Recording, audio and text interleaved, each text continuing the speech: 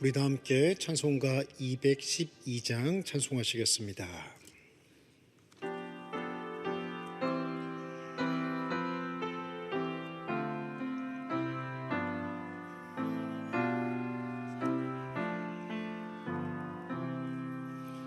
겸손히 주를 섬길 때 괴로운 일을 많이나 구주여 내게 힘 주사 잘 감당하게 하소서. 인자말을 가지고 사람을 감화시키며 갈 길을 잃은 무리를 잘 인도하게 하소서. 구주의 귀한 인내를 깨달아 알게 하시고 굳건한 믿음 주셔서 네 승리하게 하소서. 장래의 영광 비추사 소망이 되게 하시며 구주와 함께 살면서 참 평강하게 하소서.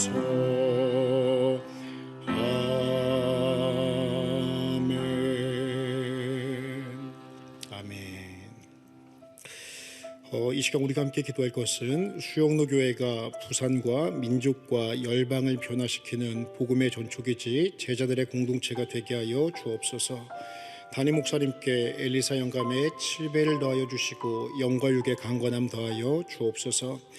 청지기 세미나가 은혜 가운데 시작하였습니다. 이 세미나를 통해 성도들이 영적인 충전과 회복, 다시 한번 사명의 자리로 나아가는 복된 시간 되게 하여 주옵소서. 이 나라를 불쌍히 여겨주시고 하나님 나라를 위하여 선교하시는 선교사님들을 그 사역을 붙잡아 주옵소서. 오늘 이 아침 주님 앞에 나왔사오니 이 새벽 예배를 통해 하나님의 음성을 듣게 하시고 막히고 얽혔던 것들이 열리고 풀리는 은혜의 시간 되게 하여 주옵소서. 우리 주여 한번 부르짖고 기도하도록 하겠습니다. 주여, 하나님 아버지 참 고맙고 감사합니다. 이 아침 주님 앞에 나와 우리가 주의 이름 부르고 예수님 안에서 성령 안에서 간구하며 기도하며 나아갑니다. 하나님의 은혜를 이 시간 허락하여 주시옵시고 하나님의 살아계심이 성령의 강권적인 기름 부으심 안에서 우리의 심령 가운데 충만히 경험되어지고 주님께 영광 돌리는 복된 시간 되게 하여 주옵소서. 하나님, 수영로 교회가 부산과 민족과 열방을 변화시키는 복음의 전초기지 되게 하여 주옵소서. 하나님이여, 하나님의 귀한 뜻 가운데 이 귀한 교회를 세워주셨사오니 하나님 나라가 오는 그날까지 이 교회가 끝까지 능력 있게 수임받게 하여 주시옵시고 하나님의 기뻐하시는 뜻을 위하여 달려나가는 복음의 능력을 나타내는 아름다운 공동체로 하나님께서 사용하시고 영광받아 주옵소서. 하나님이여, 우리가 무리의 공동체가 아니라 제자의 공동체가 되기를 원하오니 예수 그리스도의 십자가 붙들고 무리로서의 삶이 아니라 제자로서의 삶을 살아가는 우리 공동체 되게 하여 주시옵시고 우리를 통해 부산과 민족과 열방이 변화되는 놀라운 믿음의 역사 있게 하여 주옵소서. 사랑하는 담임 목사님 엘리사 영감의 7배를 더하여 주시옵시고 귀한 교회를 목양하실 때에 영과 육의 강건함 더하여 주셔서 더 강력하게 이 교회를 세워갈 수 있도록 하나님이 기뻐하시는 공동체로 인도해 갈 수 있도록 하나님께서 은혜와 능력을 더하여 주옵소서. 청지기 세미나 가운데 있습니다. 단순한 행사로 끝나지 않게 하여 주옵소서. 이 청지기 세미나를 통하여서 내가 사명자임을 다시 한번 깨달아 알게 하여 주옵시고 영 영적인 충전과 회복, 다시 한번 사명의 자리로 달려나가는 회복되어지는 우리 모든 공동체 되게 하여 주옵소서.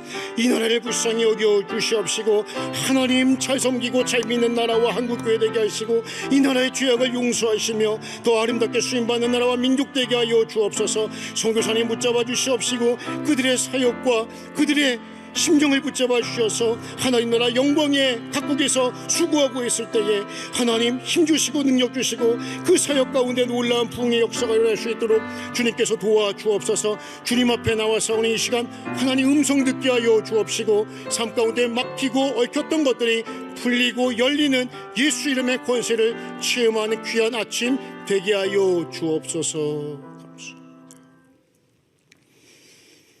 하나님 아버지 참 고맙고 감사합니다. 이 아침 주님 앞에 나와 찬송하고 기도하고 말씀 앞에 서게 하시니 참 고맙고 감사합니다. 내가 이 자리에 있을 수 있다는 것이, 하나님을 아버지라고 부를 수 있다는 것이, 예수 그리스도의 십자가를 믿고 붙잡고 자랑할 수 있다는 것이 가장 큰 감사요, 가장 큰 복임을 먼저 기억하고 하나님 앞에 감사와 영광을 올려드리는 우리 모두 되게 하여 주옵소서. 성령의 충만함 허락하여 주옵소서. 성령의 기름 부으심과 은사와 능력 더하여 주옵소서. 이 성령의 충만함 없이 우리 광야 같은 이 삶 살아갈 수 없사오니 성령의 충만함을 통하여 힘과 능력을 회복케 하여 주시옵시고 성령께서 이 시간 함께하여 주심으로 보지 못했던 것 보고, 듣지 못했던 것 듣고, 고백하지 못했던 것들을 감사와 믿음으로 고백하는 놀라운 믿음의 역사 있게 하여 주옵소서. 큰 은혜를 주실 주님을 찬양하며 예수님의 이름으로 기도 올리옵나이다. 아멘. 이 시간 우리에게 주시는 말씀은 마태복음 7장 1절에서부터 12절까지의 말씀입니다. 마태복음 7장 1절에서부터 12절까지의 말씀 보도록 하겠습니다.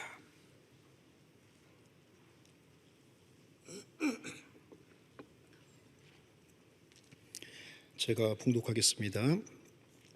비판을 받지 아니하려거든 비판하지 말라. 너희가 비판하는 그 비판으로 너희가 비판을 받을 것이요 너희가 헤아리는 그 헤아림으로 너희가 헤아림을 받을 것이니라. 어찌하여 형제의 눈 속에 있는 티는 보고 내 눈 속에 있는 들보는 깨닫지 못하느냐. 보라, 내 눈 속에 들보가 있는데 어찌하여 형제에게 말하기를 나로 내 눈 속에 있는 티를 빼게 하라 하겠느냐. 외식하는 자여, 먼저 내 눈 속에서 들보를 빼어라. 그 후에야 밝히 보고 형제 눈 속에서 티를 빼리라. 거룩한 것을 개에게 주지 말며 너희 진주를 돼지 앞에 던지지 말라. 그들이 그것을 발로 밟고 돌이켜 너희를 찢어 상하게 할까 염려하라. 구하라, 그리하면 너희에게 주실 것이요 찾으라, 그리하면 찾아낼 것이요 문을 두드리라, 그리하면 너희에게 열릴 것이니 구하는 이마다 받을 것이요 찾는 이는 찾아낼 것이요 두드리는 이에게는 열릴 것이니라. 너희 중에 누가 아들이 떡을 달라 하는데 돌을 주며 생선을 달라 하는데 뱀을 줄 사람이 있겠느냐. 너희가 악한 자라도 좋은 것으로 자식에게 줄 알거든 하물며 하늘에 계신 너희 아버지께서 구하는 자에게 좋은 것으로 주시지 않겠느냐. 그러므로 무엇이든지 남에게 대접을 받고자 하는데도 너희도 남을 대접하라. 이것이 율법이요 선지자니라. 아멘.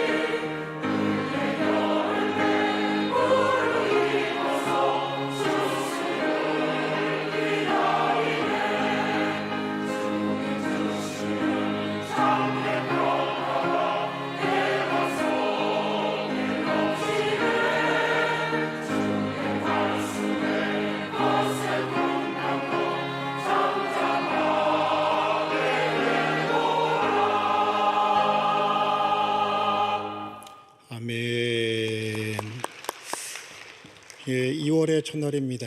우리 찬양대의 찬양처럼 우리 삶의 거센 풍랑이 예수님의 이름으로 잠잠케 되어지고 하나님의 평안과 은혜가 한 분 한 분의 삶과 가정 가운데 함께 하시기를 예수님의 이름으로 축원합니다.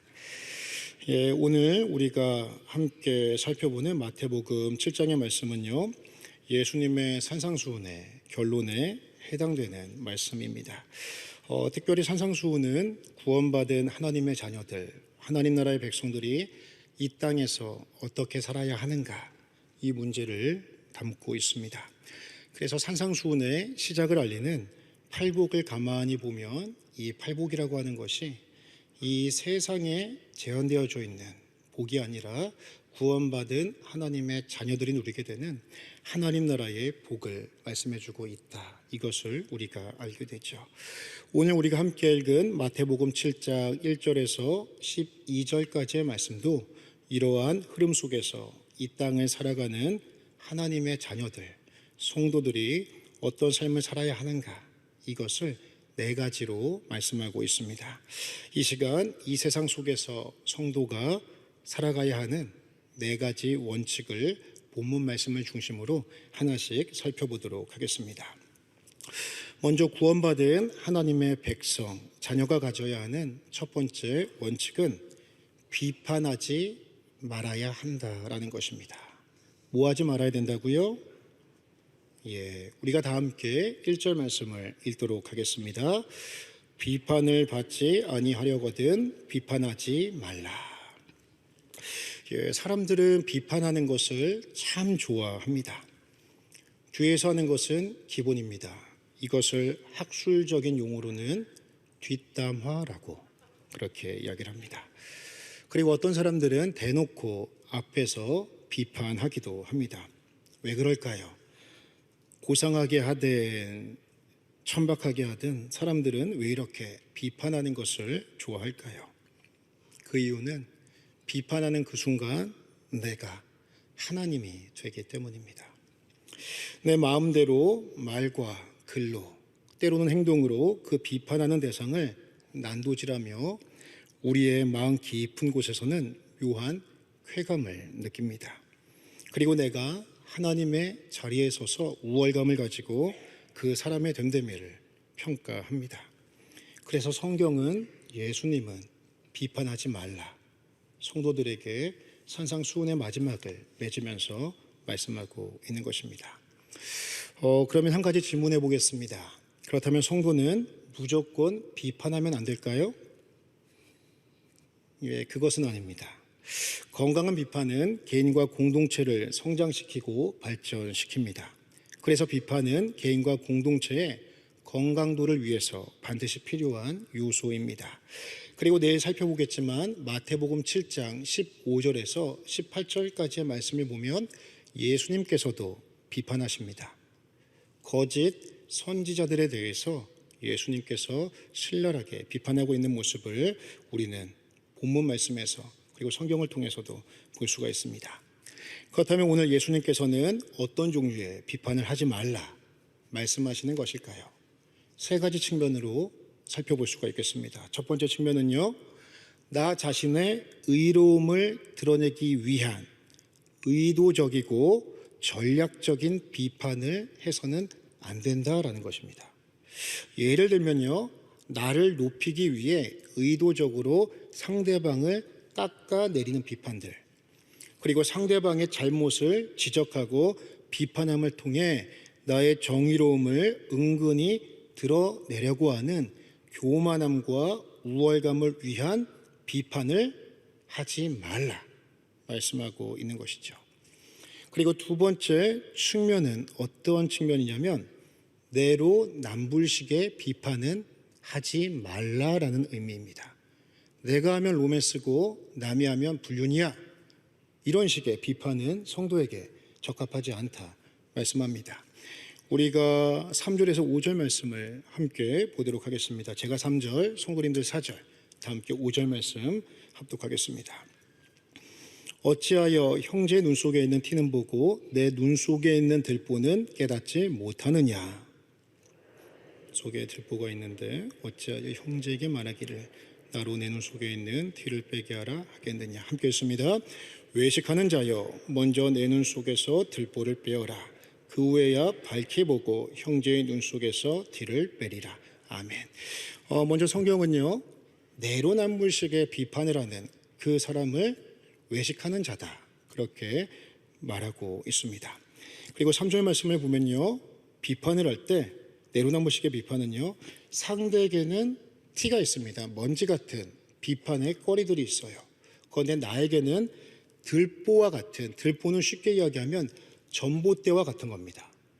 전봇대와 같은 비판거리들이 내 눈 앞에 박아놓고 나에게 있는데 상대방 눈에 있는 조그마한 티끌, 먼지 같은 그것을 비판하고 있는 모습들, 이것들은 성도에게 적합하지 않다 말씀하시면서 이러한 자들을 외식하는 자다, 예수님께서는 정죄하고 계시는 것이죠. 그리고 한 가지 정 비판하기를 원한다면 예수님은 한 가지 가이드를 제시하십니다. 그거는 뭐냐면, 정 비판하고 싶으냐? 그러면 네 눈 속에 있는 전봇대만한 그 들보를 빼고 상대방의 눈에 있는 들보를 비판하여라. 이렇게 예수님은 말씀하고 있는 것이죠. 그래서 내로남불식의 비판은 옳지 못하다, 이것을 예수님은 금하고 계십니다. 그리고 예수님께서 금하신 비판의 세 번째 측면은 비판을 가장한 비난을 해서는 안 된다라는 것입니다. 비판을 가장한 무엇을 하면 안 된다고요? 비난을 해서는 안 된다는 것이죠. 우리가 참 생각보다 많이 하는 모습입니다. 건강한 비판과요, 죽이는 비난이 있습니다. 건강한 비판은요, 그 사람을 사랑해서 어떤 잘못에 대한 팩트, 그 사실을 비판하는 것입니다. 하지만 죽이는 비난은요, 그 잘못 하나를 가지고 그 사람의 전 인격, 그 사람의 존재까지도 모욕하고 상처 주는 모든 행위를 일컫는 것입니다. 예를 들면요, 자녀가 초등학교 때 받아쓰기를 하는데 20점을 받아가지고 왔습니다. 건강한 비판은요, 너 예습하지 않았구나, 노력한 만큼 점수를 받는 것이야, 다음에 우리 꼭 예습하자, 좋은 점수 받자, 이건 건강한 비판입니다. 그런데 잘못된 비난은요, 너는 누굴 닮아서 이렇게 공부를 못하니? 내가 너 때문에 못 산다, 못 살아? 이 애가 누구 닮았겠습니까? 엄마 아빠 닮았습니다. 성도는요, 죽이는 비난이 아닌 건강한 비판을 해야 합니다. 그러기 위해서 우리는요, 건강한 비판과 죽이는 비난을 구분하는 섬세한 판단력이 필요합니다. 자, 그럼 우리가 한 가지 말씀을 들었으니까요, 내 삶에 적용해 보겠습니다. 요즘 내가 가장 많이 비판하는 그 사람 있습니까? 한번 생각해 보십시오. 누구 요즘 제일 많이 비판하십니까? 떠오르는 사람이 있습니까? 그러면 그 사람 한번 생각해 보셔요. 그러면요, 그 사람을 향해서 지금 내가 하고 있는 비판이 건강한 비판입니까? 아니면 죽이는 비난입니까? 혹은 내로남불식의 비판을 하고 계시진 않습니까? 나의 의로움을 드러내기 위해, 그리고 내 쓰레기 같은 부정적 감정의 해소를 위해서 그 사람을 비판의 희생양으로 삼고 있지는 않으십니까? 그러면 말씀은 거울입니다. 그 거울 앞에 나를 먼저 돌아보아야 하겠습니다. 그리고 말씀 앞에 나를 재단해야 하겠습니다. 성도는 오늘 말씀을 통해 비판하지 말라라는 명령보다 한 단계 더 깊이 생각해야 합니다. 사람은요, 절대로 예수님 말씀하신 것처럼 비판과 비난으로 절대 변하지 않습니다. 그래서요, 이것을 하신 예수님께서는 우리의 죄를, 나의 죄를 비판하지 않으셨습니다. 예수님께서는요, 십자가의 사랑으로 당신의 생명을 버리기까지 나를 사랑해 주셨습니다. 그래서 우리가 그 사랑에 변화되어 지금 이 아침 이 새벽에 앉아 있는 것입니다. 사람은요, 오직 사랑을 통해서만 변화됩니다. 이 시간 오늘 말씀을 기억하며 죽이는 비난을 넘어 건강한 비판으로, 그리고 건강한 비판을 넘어 사람을 살리는 사랑의 사람으로 한 단계 더 성숙하고 깊어지는 우리 모두 되기를 주의 이름으로 축원합니다. 둘째로 하나님 나라의 백성, 성도들이 품고 살아가야 하는 삶의 원칙은 복음의 가치를 심각하게 훼손하는 자들을 피하라, 이 원칙입니다. 이것은 성도가 이 땅을 살아가며 복음에 대한 영적인 분별력을 가질 것을 말씀합니다. 우리가 다 함께 6절 말씀을 합독하여 읽도록 하겠습니다. 시작. 거룩한 것을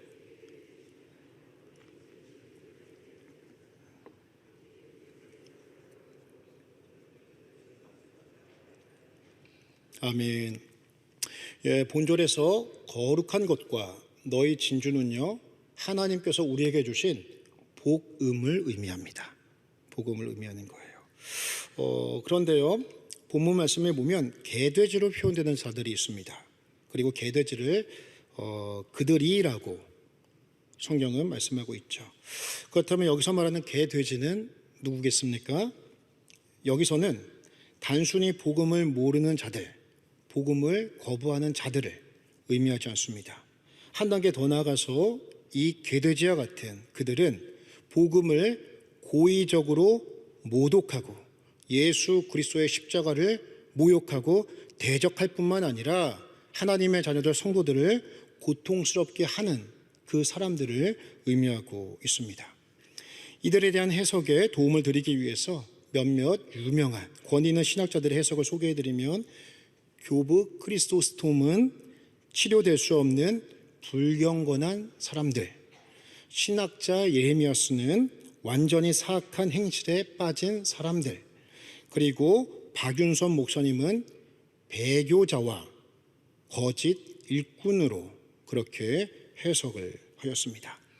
그리고 예수님께서도 제자들에게 복음을 극단적으로 거부하거나 배격하는 사람들을 무분별하게 전도하지 말 것을 또한 말씀하셨습니다. 마태복음 10장 14절 말씀에 보면요, 누구든지 너희를 영접도 아니하고 너희 말을 듣지도 아니하거든 그 집이나 성에서 나가 너희 발에 먼지를 떨어 버리라, 이렇게 말씀을 하셨습니다. 이 말씀을 우리의 삶에 적용을 한다면 우리가 복음을 전할 때 그 복음을 고의적으로 악용하거나 복음을 조롱하는 자들이 있습니다. 그때 우리는요, 감정적인 반응, 때로는 충돌, 그들에 대한 비난, 비판을 하게 되는 경우가 있습니다. 하지만 오늘 말씀은 그 사람들에 대해서 감정적인 반응, 충돌, 비난, 비판 대신에 그들을 향해 조심스럽게 분별하고 거리 두기를 할 것을, 그 지혜를 말씀하고 있는 것이죠. 여기서만 끝나면 안 됩니다. 대신 그들의 영혼을 위해 예수님처럼 그들을 불쌍히 여기고 기도하는 성숙함과 인내가 성도에게 필요하다, 이것을 말씀하고 있는 것입니다. 이러한 영적 분별력을 갖는 것이 예수님께서 우리에게 알려주시는 두 번째 삶의 원칙입니다. 그렇다면 하나님 나라 백성, 자녀들이 이 땅을 살아가는 세 번째 원칙은 무엇일까요? 그것은요, 하나님 나라 백성은 매일매일 적극적으로 기도하는 삶을 살아야 한다, 이것입니다. 왜냐하면 그래야 성령 충만함을 통해 하나님의 자녀, 성도로 살아갈 힘과 능력을 얻을 수 있기 때문입니다. 우리가 7절에서 11절 말씀을 함께 볼까요? 한 절씩 교독하시고 마지막 11절은 우리가 합독하도록 하겠습니다. 구하라, 그리하면 너희에게 주실 것이요, 찾으라, 그리하면 찾아낼 것이요, 문을 두드리라, 그리하면 너희에게 열릴 것이니 넌 이마다 받을 것이요, 찾는 이는 찾아낼 것이요, 두드린 이에게는 열릴 것이니라. 너희 중에 누가 아들이 떡을 달라 하는데 돌을 주며, 함께 했습니다. 너희가 악한 자라도 좋은 것으로 자식에게 줄 알거든 하물며 하늘에 계신 너희 아버지께서 구하는 자에게 좋은 것으로 주시지 않겠느냐. 아멘. 하나님께서 하늘에 계신 우리의 좋은 아버지이심을 먼저 믿고 다시 한번 고백하시는 우리 모두 되기를 축원합니다.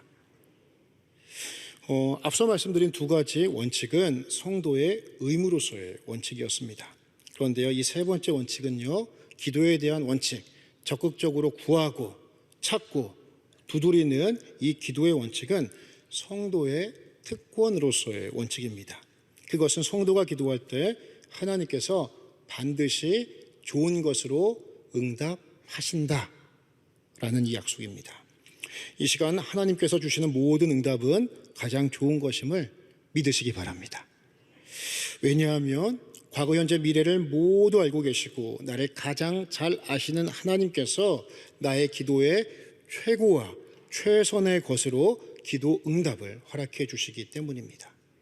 그래서 우리가 기도할 때 하나님은요, 최고의 것을, 최고의 열매를 우리들에게 허락해 주십니다. 그렇다면 하나님께서 주시는 좋은 것은 무엇일까요? 같은 비유의 해석인 누가복음 11장 13절 말씀을 보면 그 기도의 좋은 것은 바로 성령입니다. 기도할 때 성령이 주어지고 기도할 때 성령 충만함이 주어집니다. 이것이 가장 좋은 선물이며 하나님의 응답입니다. 그래서 하나님 나라 백성들은요, 성령을 매일매일의 삶 속에서 적극적으로 구하고 그 성령이 내 안에서 충만히 역사하도록 더욱 강력히 기도해야 하는 것입니다. 그래야 성령을 거역하고 거절하는 이 세상 속에서 하나님 나라 자녀답게, 성도답게 우리는 살 수 있는 힘과 능력을 얻을 수 있는 것입니다. 이 아침 성령 충만을 간절히 사모하시는 우리 모든 성도님들 되시기를 주의 이름으로 축원합니다. 그래서 오늘 하루 살아갈 그 힘을 충만히 얻으심으로 삶 가운데 승리하시는 은혜가 있기를 다시 한번 축복합니다. 마지막으로 하나님 나라 백성, 자녀들이 살아가는 네 번째 원칙은 무엇이냐? 성도는 무조건 먼저 대접하는 사람이 되어야 합니다. 성도는 무엇하는 사람이 되어야 한다고요? 먼저 대접하는 사람이 되어야 한다. 먼저가 중요합니다. 먼저. 12절 말씀을요, 우리가 함께 읽도록 하겠습니다. 12절 말씀 함께 읽습니다. 그러므로 무엇이든지 남에게 대접을 받고자 하는 대로 너희도 남을 대접하라. 이것이 율법이요 선지자니라. 아멘. 이 12절 말씀을 보면요, 남에게 대접받고자 하는 대로 너희도 남을 대접하라 말씀하고 있습니다. 그런데 이것이요, 율법이요 선지자다 이렇게 맺고 있죠. 율법이요 선지자다라는 것의 의미는 무엇이냐면 이것이 율법에 말하고 선지자들이 외쳤던 것들의 핵심이다라는 것을 의미하고 있는 것입니다. 즉 율법이 추구하고 선지자들이 외쳤던 것, 그것의 궁극적인 핵심은 무엇이었습니까? 그것은 바로 하나님을 사랑하라는 것과 이웃을 내 몸과 같이 사랑하라 라는 말씀이었습니다. 이것은 예수님께서 다시 한번 우리에게 말씀을 해 주신 것이었죠. 그런데 오늘 예수님께서는요, 남에게 대접받고자 하는 대로 너희도 먼저 남을 대접하는 것이 율법의 완성이며 하나님을 사랑하고 이웃을 사랑하는 상징적인 모습이다. 이렇게 황금률을 통해 우리에게 말씀하고 있는 것입니다. 성도는요, 복음을 위해 하나님의 영광을 위해 사랑함으로 세상에 대해 내 옆 사람에 대해 먼저 대접하는 사람이 되어야 합니다. 그래야 세상 사람들이 우리를 환영하고 대적합니다. 세상은요, 복음을 대적합니다. 복음을 거부합니다. 시대가 점점 악해져 가고 말세가 가까워 옴으로 말미암아 복음에 대한 대적은요, 점점 더 커지고 있습니다. 우리 주변의 매스컴, 대중문화, 드라마, 영화를 보면 복음을, 주님의 몸된 교회를 얼마나 폄하하는지 모릅니다. 이것이 말세 현상이고 복음에 대한 세상의 모습입니다. 그런데 어떻게 세상이 우리를 대접할 수가 있겠습니까? 성도가 하나님의 사랑을 받은 자들이 먼저 세상에 대해 예수님의 사랑으로 먼저 대접할 때, 먼저 섬길 때, 먼저 사랑할 때 세상은 우리를 환영하게 되는 것입니다. 이것이 먼저입니다. 그런데 우리는요, 본성상 먼저 대접하는 것이 아니라 먼저 대접받기를 원합니다. 이것을 통해 내가 자존심 지키고 자존심 세우기를 원합니다. 그런데 가만히 그 깊은 근원을 살펴보면 이것 역시 내가 상대방보다 높아지고 상대방에게 하나님처럼 되고 싶은 그 마음에서 출발을 하는 것입니다. 교회에 퍼져 있는 무서운 병이 있습니다. 그 병이 무엇인지 아십니까? 섭섭이병입니다. 섭섭이병이 너무 무서워요. 이 병이 얼마나 심각하냐면 심지어는 하나님께도 섭섭해집니다. 얼마나 무섭습니까? 내가 먼저 대접받아야 하는데 대접해주지 않는 데서 이 병은 시작합니다. 좀 나를 알아주면 좋은데 알아주지 않고 내가 행했던 거 알아도 모른 척할 때 내 안에서 섭섭이병이 나타나게 됩니다. 이 섭섭이병의 치료제는 딱 하나밖에 없습니다. 그것은 바로 십자가 은혜, 십자가 사랑밖에 없습니다. 지옥불에 떨어져 죽을 수밖에 없는 나를 먼저 사랑해 주시고 먼저 손 내밀어 나를 안아주신 그 십자가 은혜, 사랑 묵상할 때 내 속의 섭섭이병은 사라지게 되는 것입니다. 오늘 이 아침 마태복음 7장 1절에서 11절 말씀을 중심으로 4가지 성도가 지켜야 되는 삶의 원칙을 함께 살펴보았습니다. 이 원칙을 가만히 묵상해 보시고 하나님 나라의 백성으로 내가 다시 한번 조금 더 다듬어지고 1mm, 1g이라도 조금 더 말씀에 가까이 나아가는 저와 우리 모두 될 수 있기를 예수 그리스도의 이름으로 축원합니다. 이 시간 주신 말씀 생각하시면서 우리 주여 한번 부르짖고 우리 각자의 삶으로 믿음으로 힘차게 나가도록 하겠습니다. 주여 한번 부르짖고 기도합니다. 주여, 하나님 아버지 감사합니다.